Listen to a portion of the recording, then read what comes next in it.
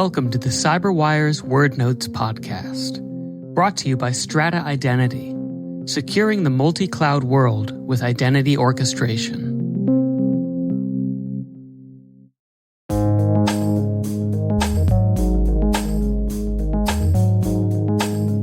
The word is the diamond model. Spelled diamond, as in the shape of, and model, as in a representation to show the construction of something.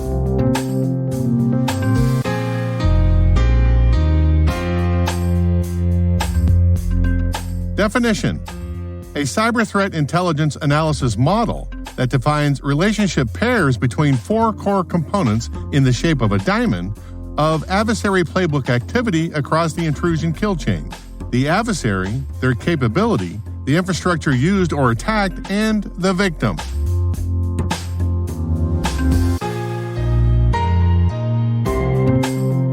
Example sentence: the diamond model allowed security analysts to attribute with high confidence that sandworm penetrated Ukraine's government networks.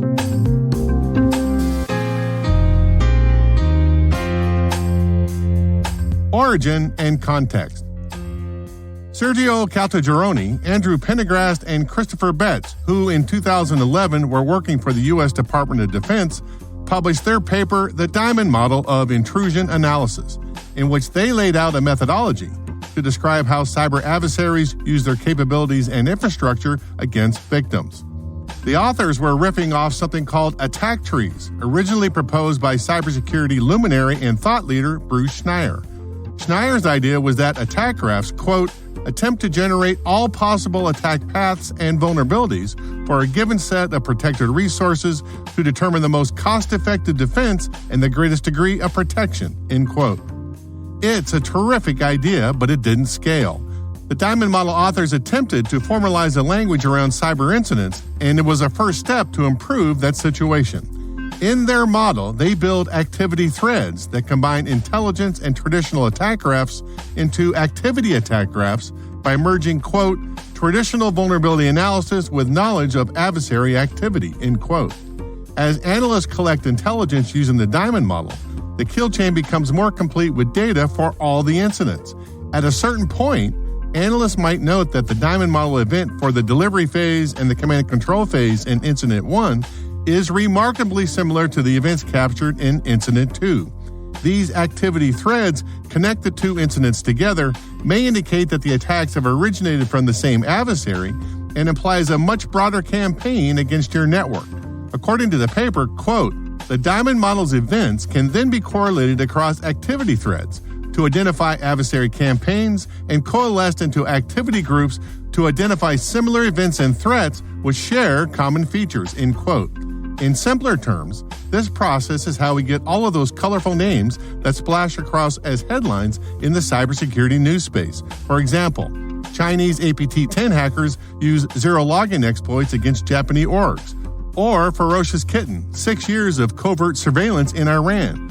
Or the Lazarus Group may have been behind the 2009 attacks of European targets. To be clear, the Diamond Model is not an alternative to the Lockheed Martin kill chain model or the MITRE ATT&CK framework. It's an enhancement.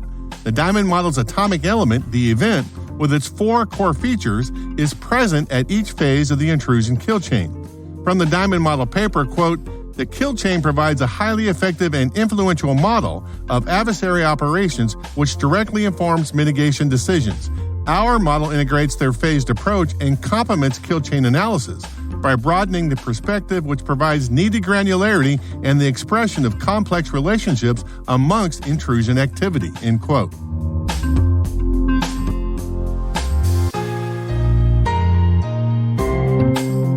Nerd reference. In 2020, Andy Pendergrast, now working for ThreatConnect, gave a presentation about the evolution of the Diamond Model. We look at the diamond as an event. Every diamond has some time that the event occurred.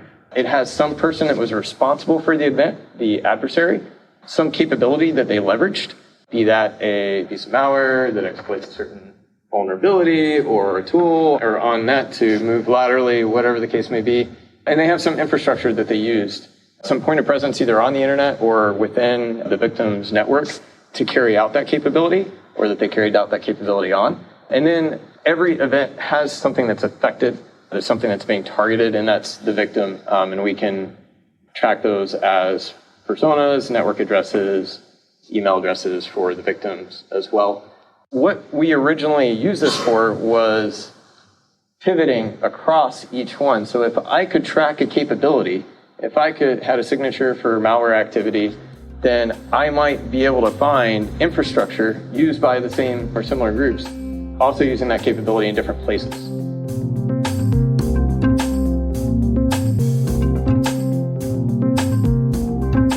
Word Notes is written by Tim Nodar, executive produced by Peter Kilpie, and edited by John Petrick and me, Rick Howard.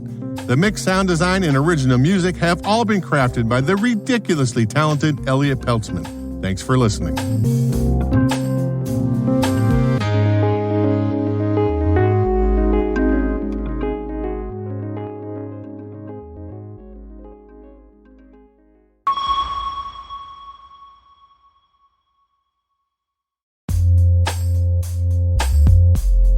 This CyberWire Word Notes podcast is made possible by Strata Identity. At Strata, they created the first-of-its-kind identity orchestration platform, a new approach to make all your identity systems work together across clouds without touching code.